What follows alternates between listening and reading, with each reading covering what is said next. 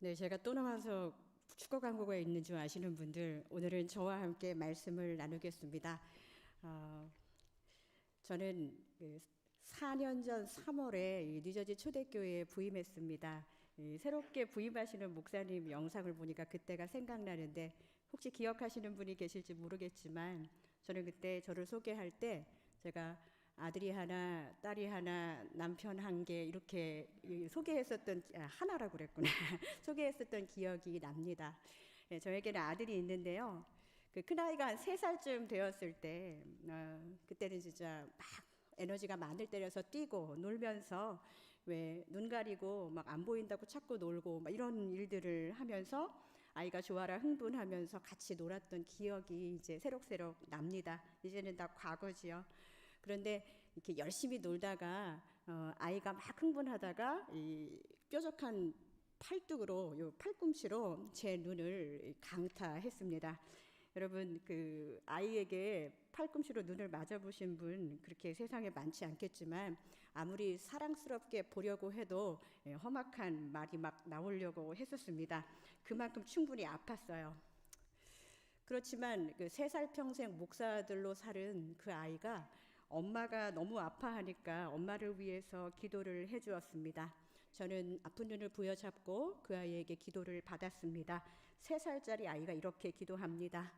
하나님, 엄마가 눈으로 내 여기를 때렸어요. 엄마를 용서해 주세요. 네. 처음에는 눈을 부여잡았는데 나중에는 마음을 부여잡았습니다. 네, 4배 아파서 3년을 함께 산 아이의 기도. 다른 사람에 대한 궁유람은 전혀 없었어요. 엄마와 아들로서 내가 이런 아이와 모자의 관계로 평생을 동행해야지 이런 것에 대한 잠시의 막막함은 있었지만 그러나 그것이 그 아이의 인격의 끝이라고 생각하지 않았기 때문에 저는 그 아이를 더 사랑하기로 마음 먹었습니다. 이제 그 일이 있고 나서 한 10여 년이 흘렀습니다.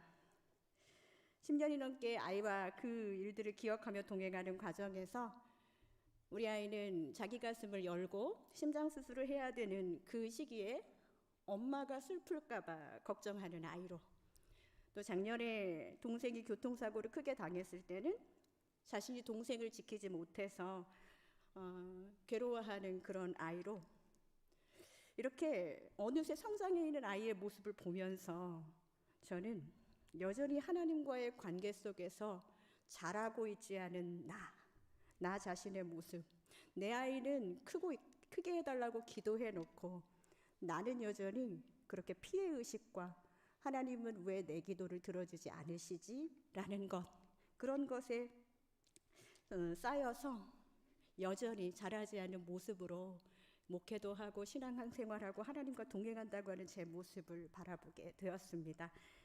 제가 하나님께 하는 짓, 우리 아이가 어렸을 때 팔꿈치로 눈 때리고 저를 회개시켰던 그것과 별반 다르지 않았어요. 여러분은 어떠십니까? 오늘 본문이 포함되어 있는 이사야서 46장, 이것은 전체를 읽기를 제가 권해드립니다. 이 말씀은 우상에게 매달리는 하나님의 백성에게 하나님이 자신을 직접 어떤 분이신지 알려주시는 본문이에요. 그래서 같이 읽자고 했거든요. 3절과 4절의 말씀을 제가 다시 한번 힘줘서 읽어보겠습니다. 야곱의 집이여, 이스라엘의 집에 남은 모든 자여, 내게 들을지어다.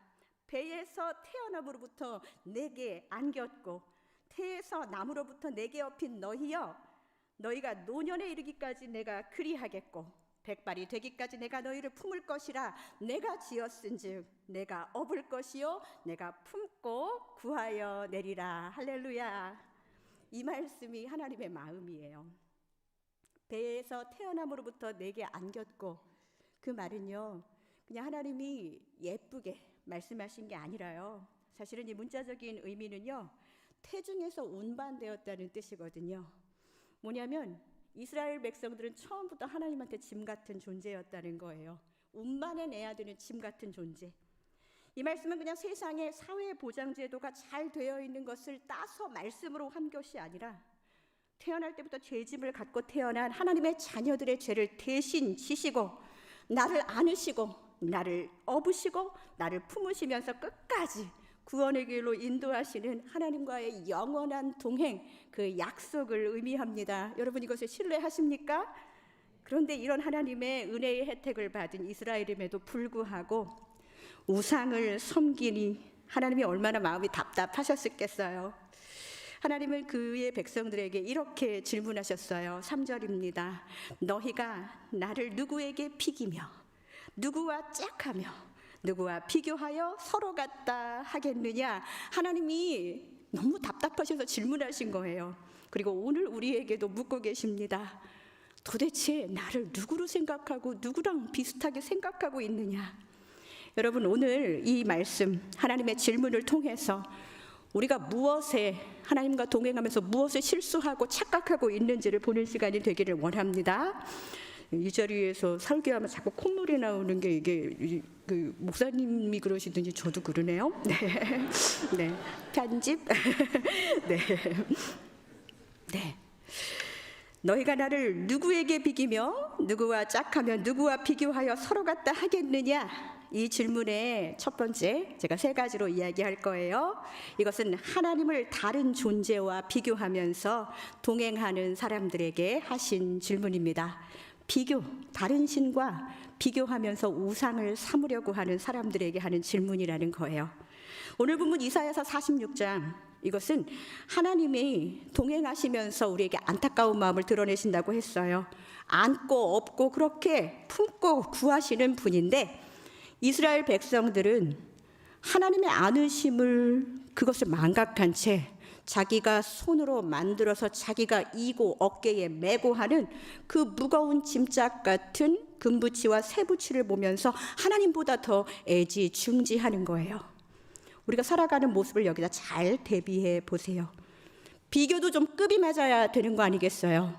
스스로 계신 하나님, 어느 누구도 지어진 바, 어느 누구도 짓지 않으셨고 지어진 바 되신 적이 없었던 하나님이 지어진, 그것도 연약한 인간의 손에 의해서 지어지고 운반되어진 그 우상과 견주는 대상이 되었다는 거예요.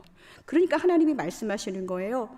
너희가 나를 누구에게 비기며 누구와 짝하며 누구와 비교하고 지금 나한테 이런 것이냐? 라고 묻고 계신 것입니다.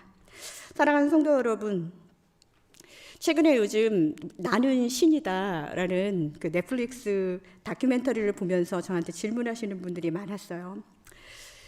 저는 그게 나는 몸신이다는 줄 알고 헬스 그 다큐멘터리인 줄 알았는데 그걸 보시면서 요즘 그 구역질 나신다, 뭐 소화가 안 된다 하시는 분들까지 봤어요.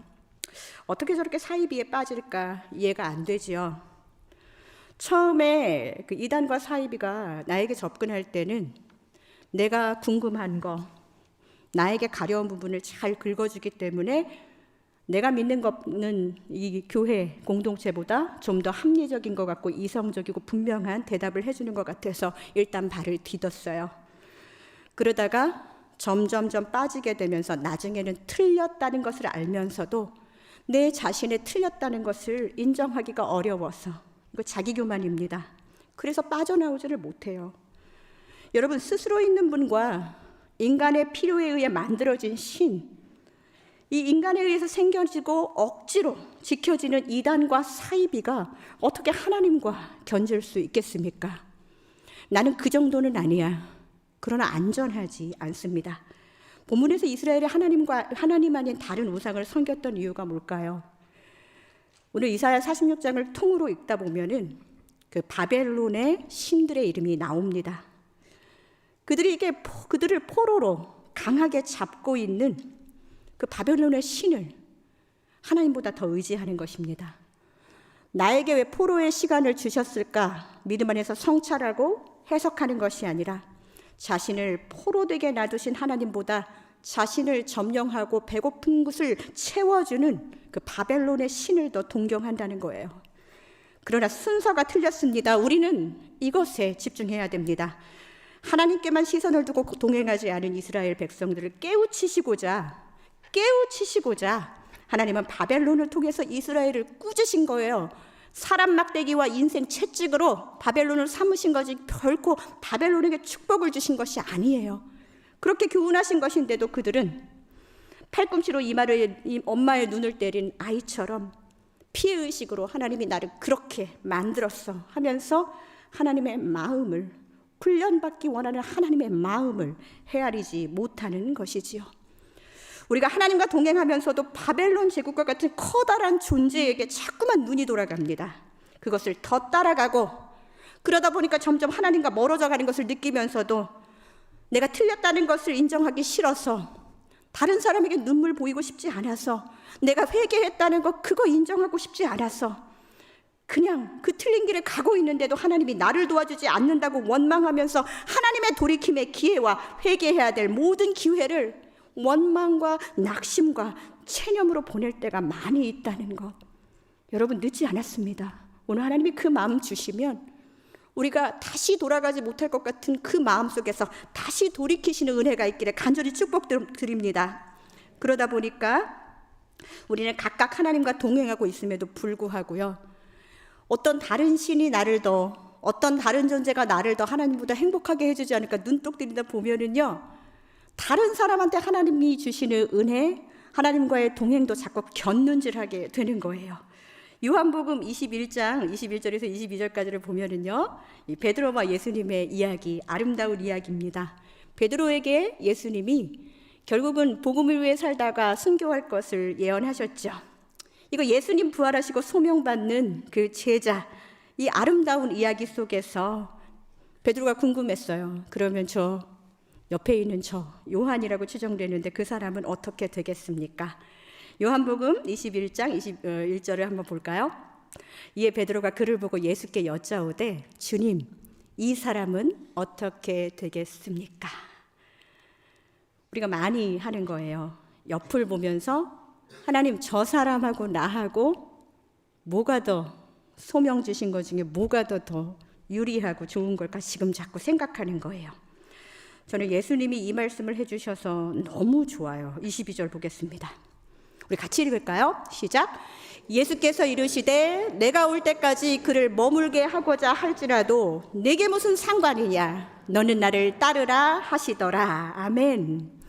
자꾸 우리한테 옆을 보게 하는 비교의식이 우리를 자꾸 엄습할 때마다 예수님의 이 말씀이 떠올라야 돼요. 말씀이 육신이 되고 말씀이 내 안에 들어온다는 것은 말씀이 기억나는 거예요. 내게 무슨 상관이냐, 그 사람이 그렇게 한다고 해서 너와 나가 동행하는데 무슨 상관이냐, 너는 나를 따르라.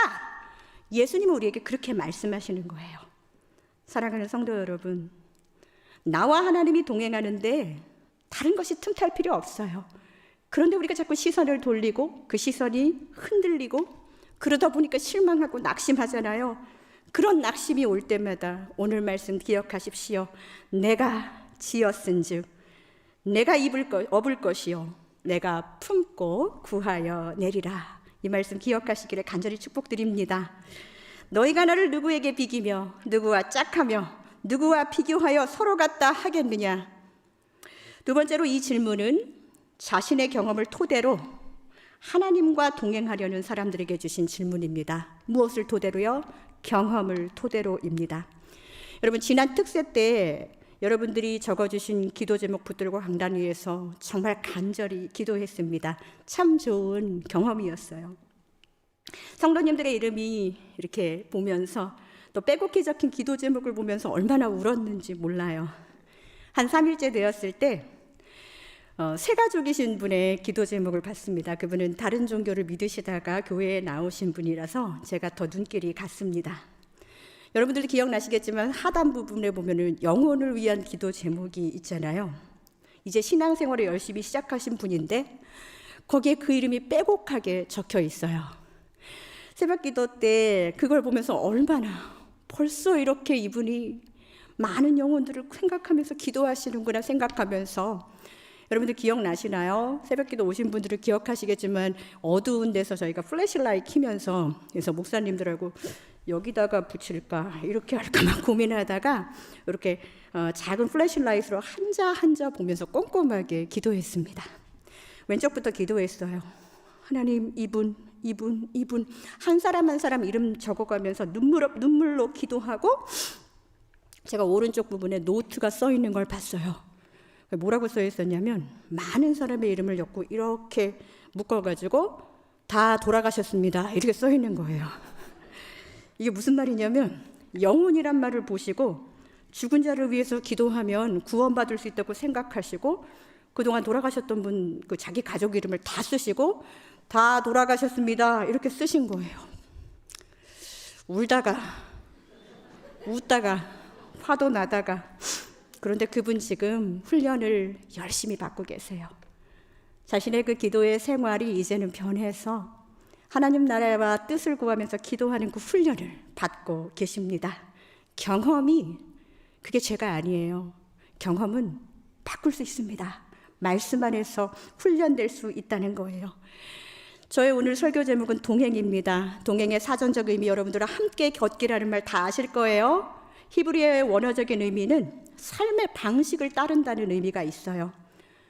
여러분들이 그동안 어떤 경험으로 살아왔던지 간에 하나님과의 동행이 시작되면 필수적으로 따라야 하는 것이 저는 영어 단어 adjustment이라는 걸 참 좋아하는데 조정. 어떤 관계를 통해서도 adjustment이 필요하죠. 나의 삶의 방식이 조정되고 끝내는 하나님의 방법으로 하나님의 삶의 방식으로 변화되는 것, 이것이 진정한 동행입니다. 내가 살아온 경험치만큼의 하나님이 아니라 크신 하나님의 능력을 경험하길 원하시는 분들은 말씀을 가까이 하셔야 돼요. 말씀을 신뢰하고 내 경험이 버려지는 은혜, 하나님께 맞추고 어저스트만 하는 은혜, 그리고 결국은 변화하는 내 모습을 꼭 발견하게 되시기를 바랍니다. 작년에 한 5월쯤에 목사가 되어서 참 행복했다 하는 그 탑 3, 베스트 3 중에 한 장면을 기억이 납니다. 널싱홈에서 이제 언제 어떻게 되실지 모르는 눈도 잘 못 뜨시던 90세 어르신께서 병상 세례를 받으셨던 그 순간이에요. 평생 어머니의 구원을 위해서 기도했던 따님 집사님과 또 그분을 전도하기 위해서 함께 중보하며 전도했던 두 분의 성도님들, 그 증인들 앞에서 함께 세례식을 거행했어요. 불과 한 달 전, 몇 주 전만 해도 기력이 있으셔서 예수라는 말만 들어도 노여워하셨던 이 어르신께서 하나님 아버지를 창조주로, 성자 예수님을 구세주로, 인도하시는 성령님을 믿는다고 정말 또박또박 말을 못하시지만 눈으로, 표정으로 대답하시는 것을 보고 보통은 세례 받는 사람들이 우는데요. 세례를 주는 저와 그 주변에 있는 모든 분들은 울고 말았어요. 저는 그때 진짜 확신에 찬 그 하나님의 일하심을 보았습니다. 90년간 이 어르신의 인생을 감싸고 있었던 어둠의 세력이 물러가는 그 은혜를 그 과정 가운데, 그 순간 가운데 하나님과의 동행이 시작되었음을, 그 어두웠던 얼굴이 환하게 빛나면서 빛으로 하나님이 그녀를 인도하고 계시는 것을 확실히 고백할 수 있었습니다. 여러분에게도 그런 시간들이, 하나님 믿기 시작했던 그 시간들이 있었으리라 생각해요. 그 얼굴에는 형언할 수 없는 빛이 있었습니다. 그동안 딸이 그렇게 예수 믿으라고 하는데 그 말 들으면 구박하셨고 예수쟁이들 오면은 불효력이 떨어지셨던 그분에게 제가 얼마 전에는 성경 보시라고 그 읽는 그림 성경, 그 그림 성경을 선물했어요. 근데 이제는 그거 수준 떨어진다고 이제 시니어를 위한 1:1 양육도 받으십니다. 널싱홈에서 그런 놀라운 기적이 일어났어요. 이게 우리 공동체에서 좀 일어나는 일입니다. 사랑하는 성도 여러분, 경험을 이길 수 있는 것은 하나님의 말씀밖에 없습니다. 90세 할머니도 하나님과 제대로 동행하고 싶어서 시니어 제자 훈련 받으셔요. 하나님은 90평생 하나님과 동행하는 것, 그 자체가 불가능해 보이는 그 인생까지도 붙드시고 업으시고 안으시고 늦게라도 품에 안기신 그분을 구원의 길로 인도하십니다. 우리에게도 이런 분이세요. 혹시라도 계속적으로 사랑하는 이들의 구원을 놓고 기도하시는 분들, 체념과 낙심은 하나님이 주신 마음 아니에요. 다시 한번 고백하겠습니다. 그분은 우리의 태에서부터 늙어 백발이 되어 주님 앞에 서는 날 아니 그 이후로도 우리와 동행하시는 임마누엘 하나님인 줄로 믿습니다. 내 경험보다 크신 하나님, 그 하나님과 우리 부지런히 동행하려면 뭐가 필요하다고요? 훈련이 필요합니다. 말씀 안에서 그 진리를 발견하시기를 부탁드립니다. 세 번째로, 너희가 나를 누구에게 비기며 누구와 짝하면 누구와 비교하면 서로 같다 하겠느냐? 이 말씀은 나의 필요를 따라서 하나님과 동행하는 사람들에게 주신 말씀이에요. 비교하는 사람들, 경험에 의해서 하나님을 믿는 사람들, 이제 마지막으로는 필요에 따라서 하나님과 동행을 하는 둥 마는 둥 하는 사람들에게 하나님은 이렇게 질문하신 것입니다. 우리가 신앙생활하면서 자주 넘어지는 부분이에요. 나의 필요를 채워주지 않는 하나님, 내가 원하는 시점에서 딱 원하는 방법으로 나를 감동시켜주지 않는 신에 대한 실망과 원망, 이것이 점점 커지면서 어느덧 하나님과의 관계가 멀어집니다. 여전히 마술적 사고, 하나님이 디즈니 만화에 나오는 그 진이나 요정 할머니 정도로 딱 그렇게만 나에게 이루어졌으면 좋겠다 싶은 인간의 마음이 이제는 힘들게 손으로 만들고 어깨에 무겁게 무는 우상보다도 사실은 나의 내면에 있는 이 고독과 불안에 대해서 잠시라도 해소할 수 있는 그 무언가가 어떻게 보면 더 위험할 수도 있다는 말이에요. 당장에 질문해도 기도하라고 그러고 하나님의 뜻을 구하라고 해서 답을 당장에 알려주시지 않는 하나님보다 인터넷 검색해서 그때그때 내 답답한 것에 응답받는 게 기계가 더 미덥고, 열심히 내 시간과 노력을 투자해 기도해 보자고 말씀하고 하나님의 뜻을 깨달아 참 기쁨을 얻는 그 과정, 은혜의 과정을 번거로움이라고 생각하는, 그래서 당장에 내 감정을 풀어주는 그 미디어나 아니면 내 입을 즐겁게 해주는 음료나 음식이나 약물 등 어떻게 보면 하나님이 내 가방 안에 들어있는 소소한 필수품만큼도 취급되지 않는 경우가 있다는 거, 우리 가슴에 손을 얹고 한번 얼마나 내가 하나님과 성실하게 동행하고 있는지 우리 오늘 돌아봐야 됩니다. 대놓고 배교한 거 아니라고 안심하지 마세요. 주님을 떠난 것도 아니지만 그렇다고 해서 하나님과 온전한 동행도 아니라는 거예요. 그런데 오늘 본문이 담겨있는 이사야서 46장 10절 가서 읽으시면 되겠습니다. 제가 읽어드릴게요. 하나님은 우리와 동행하시는 목적을 이렇게 말씀하셨어요. 내가 시초부터 종말을 알리며, 처음부터 끝을 알리신단 말이에요. 이루지 아니한 일을 옛적부터 보이고 이르기를 나의 뜻이 설 것이니, 누구의 뜻? 나의 뜻, 하나님의 뜻을 세우기 위해서 우리와 동행하신다는 거예요. 내가 나의 모든 기뻐하는 것을 너를 통해 이루리라. 하나님은 그렇게 말씀하신 거예요. 여러분, 이 말씀이 얼마나 든든한 말씀인지 우리는 가슴으로 느껴야 돼요. 유한한 인간에게 영원하신 하나님이 아직 이루지 아니한 일을 옛적부터 보이시는 이유는 뭐라고요? 하나님의 뜻을 이루기 위함입니다. 내 뜻이 아니라는 거예요. 우리가 하나님과의 동행에서 계속적으로 잊지 말아야 할 것이 이 지점입니다. 하나님은 나의 필요를 갖고 믿는 대상이 아니라 그분에게 온전히 오로지 그분에게만 소망을 두고 믿어야 하는 대상입니다. 이런 찬양이 있죠. 나의 품은 뜻 주의 뜻같이 되게 하여 주소서. 우리 이 찬양을 내가 품은 뜻, 주님도 이 뜻으로 나를 도와주세요 라고 기도할 때가 많아요. 그러나 이것이 참입니다. 하나님, 지금 내 뜻은 요래요. 내 필요는 이거예요. 하나님 뜻은 어디 계십니까? 그것이 나의 뜻도 되게 하여 주소서. 이것이 온전한 동행이라는 거예요. 하나님을 필요에 따라 찾고 동행하는 그런 나를 발견했다면 우리 시편 146편 3절에서 5절까지의 말씀을 마음에 담았으면 좋겠습니다. 우리 심령에 함께 선포하겠습니다. 3절입니다. 귀인들을 의지하지 말며 도울 힘이 없는 인생도 의지하지 말지니. 4절. 그의 호흡이 끊어지면 흙으로 돌아가서 그날에 그의 생각이 소멸하리로다. 5절 야곱의 하나님을 자기의 도움으로 삼으며 여호와 자기 하나님에게 자기의 소망을 두는 자는 복이 있도다. 아멘. 많이 들은 얘기지만 다시 한번 묵상합시다. 유한하고 연약한 우리 인생 여정을 가장 잘 알고 계신 그분께서 나를 이렇게 계속적으로 동행해 주시고 하는 그분께 우리가 해야 되는 그 순종은 나를 그분께 맡기는 거예요. 온전한 신뢰.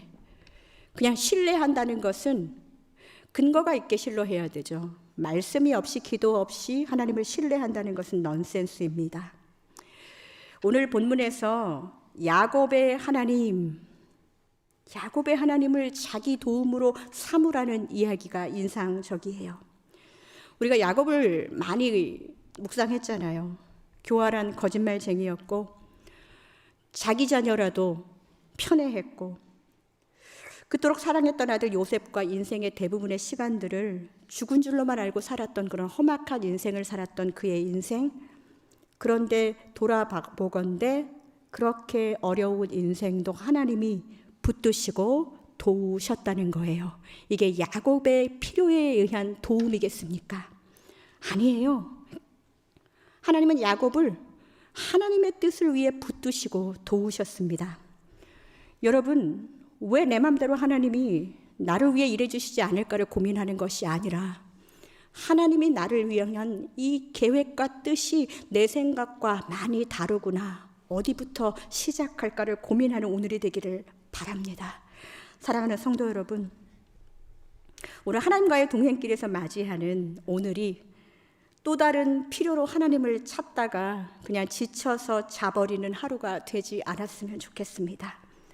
진정 하나님과 동행하기 원하시는 분들, 이 동행의 여정에 나의 죄짐을 풀어서 가볍게 하는 이 회개의 영이 일어나지 않으면 그 동행은 너무너무 힘들어요. 내 자아가 잡고 있는 이유는 우리가 한 번도 아니요, 우리 인생에서 진지하게 회개하지 않고 살았기 때문인지도 모르겠습니다. 히브리서 12장 3절에서 5절의 말씀을 제가 읽어드릴게요. 너희가 피곤하여 낙심하지 않기를 위하여 죄인들이 이같이 자기에게 거역한 일을 참으신 일을 생각하라. 예수님을 생각하라는 것이죠. 너희가 죄와 싸우되 아직 피 흘리기까지는 대항하지 아니하고 너희가 죄와 싸우되 아직 피 흘리기까지는 대항하지 아니하고 한 번 더 읽겠습니다. 너희가 죄와 싸우되 아직 피 흘리기까지는 대항하지 아니하고 하나님은요 죄 없는 예수 그리스도를 이 땅에 보내주셔서 피 흘리고 죽으심까지 죄와 싸우게 하셨어요. 그런데 우리는 죄 덩어리, 죄짐을 지고 살아가고 있는데도 적당한 회개, 적당한 타협된 그 죄와의 전쟁에서 내가 그저 하나님 붙들고 이 정도 죄송합니다 했으면 남들보다 낫지 않아? 그런데 히브리서 기자가 우리에게 이렇게 따끔하게 얘기하고 있어요. 너희가 죄와 싸우되 아직 피 흘리기까지는 대항하지 아니하였지 않느냐? 우리가 정말 우리의 삶 속에서 피 흘리기까지 한번 죄와 대항해 본 적이 언제 있습니까? 먼저 그 기싸움에서 치고 믿음의 싸움에서 아니 싸우는 것은 하나님 뜻이 아니야. 그때만 그렇게 안 싸우고 그렇게 사는 우리의 모습은 아닙니까? 사랑하는 성도 여러분, 피 흘기까지 죄와 대적하는 그런 성도의 삶을 우리가 한번 누려보면 어떻겠습니까? 제가 이렇게 부드럽게 말하지만 누리시라는 말씀을 드리는 거예요. 피 흘리기까지 죄와 대항하는 성도들의 그 모임에 하나님은 함께 계시고 거기에 동행하시고 그 죄짐을 풀어서 하나님께 드리는 모든 성도님들을 축복하고 끝까지 구원의 길로 인도해 주실 줄로 믿습니다. 이제는 옆에 계신 분들을 보면서 이제 하나님과의 동행길에서 만나는 그 믿음의 동행자들을 축복해야 되는 그런 소명이 우리에게 남겨져 있습니다. 자꾸 비교하지 말고 내 경험으로 누군가를 판단하지 말고 정말 내 필요에 따라서 사람을 만나고 버리고 하는 그런 일 이제 그만하고 하나님이 우리에게 동일하게 보여주셨던 업고 안고 품고 구원의 길로 인도하시는 그 하나님을 닮아서, 사랑하는 성도 여러분, 하나님 닮은 사랑 한 생명이라도 한번 업고 안고 구원의 길로 인도해보는 그런 복된 삶을 누리시기를 주님의 이름으로 축복드립니다. 기도하겠습니다. 하나님 감사합니다. 주님과 온전히 동행하겠다는 마음은 있었지만 우리가 하나님을 오해하고 우리의 실수로 온전하게 동행하지 못했던 그 시간을 하나님 이 시간 회개하고 하나님 외에 다른 것을 비교하면서 시선이 흐트러졌고 집중하지 않았던 것을 하나님 회개하오니 주님께 집중하게 인도하여 주옵소서. 하나님, 내 경험으로 하나님을 판단하고 사람들을 판단했던 모든 것들을 주님 앞에 회개합니다.